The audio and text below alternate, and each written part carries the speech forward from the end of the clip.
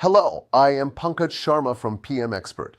Today we will learn expected monetary value analysis, also called EMV, a quantitative risk assessment tool that turns uncertainty into a single dollar number. Let us start with the core formula. The EMV is the probability of a risk multiplied by its financial impact. Probability is a number between 0 and 1, and impact is the dollar gain or loss if the risk happens. Risks can be negative or positive. A threat is a loss, so its impact is negative. An opportunity is a gain, so its impact is positive. Now, let us do a project example. Imagine you are building a playground. We found two risks. Risk A is rain with a 30% chance and a $2,000 delay cost.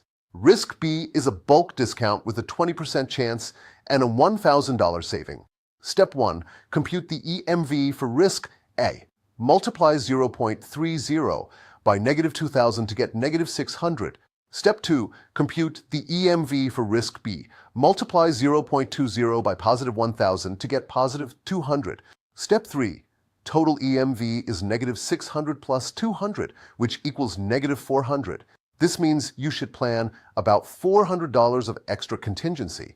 Now let us see how EMV works with a decision tree.